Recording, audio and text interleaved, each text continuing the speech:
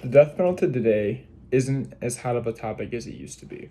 A few years ago, you would have heard people from either side of the political spectrum arguing for it or for against it. However, I personally believe that it's still a very important topic and a very important part of society. The death penalty has been used since the beginning of the human existence. For that reason, many people will say it's outdated, grotesque, disgusting. I disagree. I personally think that the death penalty is very important.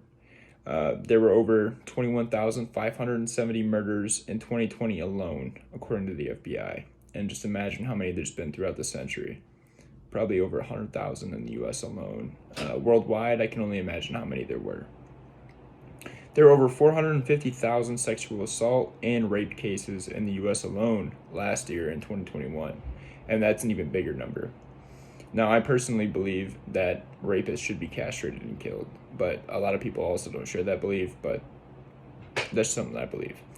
Uh, the death, for that reason, I believe the death penalty should be used more often, and it should be used to help deter people from committing these heinous and disgusting crimes more often.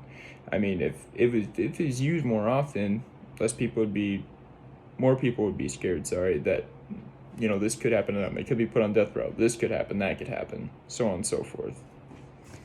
And I also believe that sending people to rehabilitate, quote unquote, just doesn't work. I mean, we've seen on countless occasions of people being released from prison for murder, released from prison from rape, and them committing these same disgusting acts of crime over and over again.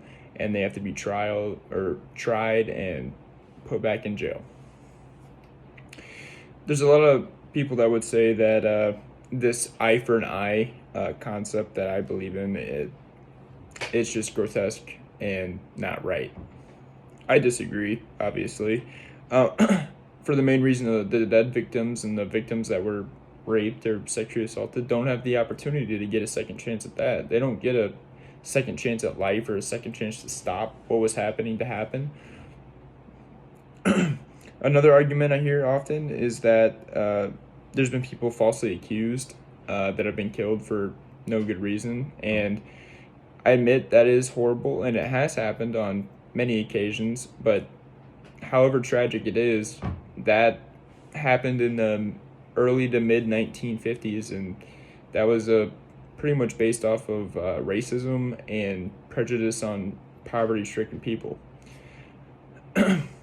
Nowadays, that rarely happens because we have things like DNA tests. We have, fingerprints. We have this. We have that. We have things that stop that. And while what happened was disgusting and vile and should hopefully never happen again in the world, being that we live in this progressive age, it happened and we can't change that. But I still think the death penalty is valid, even if, those things did happen. Some also try to say that it's inhumane and painful for the person being executed.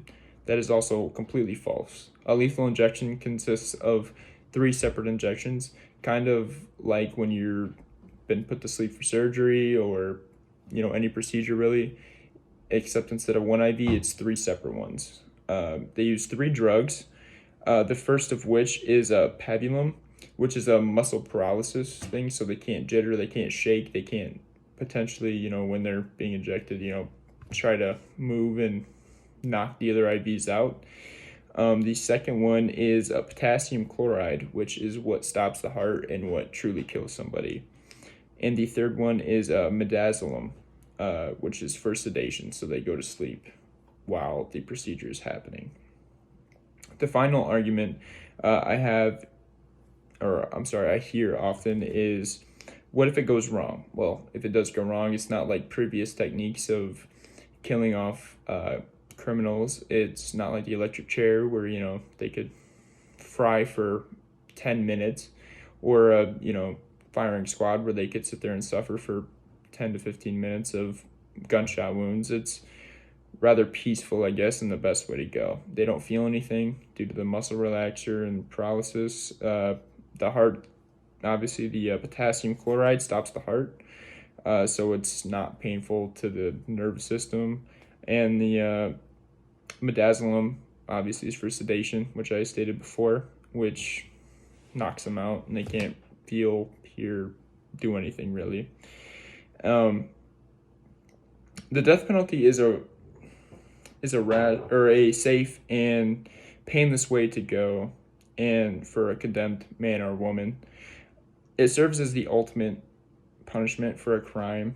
The criminal getting a second chance just doesn't seem right to me, and I'm sure it doesn't seem right to a lot of you, especially for the crimes that have been committed. You know, it's rare that you really see somebody get the death penalty, and it takes a serial killer to get it, which is completely offset in my opinion.